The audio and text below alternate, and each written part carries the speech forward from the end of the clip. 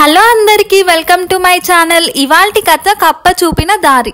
భువనగిరి రాజు ప్రతాపవర్మ, విజయపురి రాజు ఆనందవర్మ. ఒకసారి వీరి రాజ్యాల మధ్య పెద్ద యుద్ధం జరిగింది.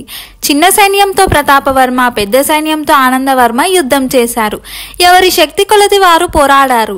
ఎత్తుకు పై ఎత్తు వేసి ఎదుటివారిని చిత్తు చేయాలన్నదే ఇద్దరు ప్రయత్నిస్తున్నారు.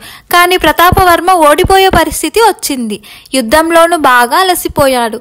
ఒంటి నిండా గాయాలయ్యాయి. ఆయనకు నిలబడే శక్తి కూడా లేకపోయింది. ఇక తాను నెగ్గడం ఎటూ కుదరదని తెలిసి ప్రతాపవర్మ మెల్లిగా పక్కదారిన పారిపోయి దగ్గరలోని ఒక గుహలో తలదాచుకున్నాడు. అక్కడ అతడికి ఒక కప్ప కనిపించింది. అది కింద నుంచి ఓ బండ మీదకు చేరుకోవాలని ప్రయత్నం చేస్తుంది. కానీ గెంతిన ప్రతిసారి కింద పడిపోతుంది. అయినా అది తన ప్రయత్నం మానలేదు.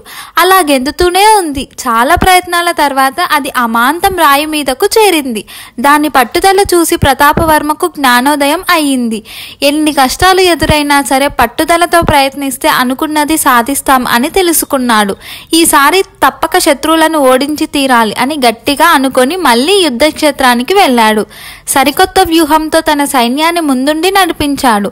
ప్రతాపవర్మ ధైర్య సాహసాలు చూసి ఆయన సైనికులు కూడా విరోచితంగా పోరాడారు. ఆనందవర్మ యుద్ధంలో ఓడిపోయాడు. ప్రతాపవర్మ విజేతగా నిలిచాడు. గట్టిగా ప్రయత్నిస్తే విజయం తప్పక సొంతమవుతుందని ప్రతాపవర్మ ఇలా అనుభవపూర్వకంగా తెలుసుకున్నాడు. తర్వాత తన పరిపాలనలోని అనేక మార్పులు తీసుకొచ్చి ప్రజలను చక్కగా పరిపాలించాడు.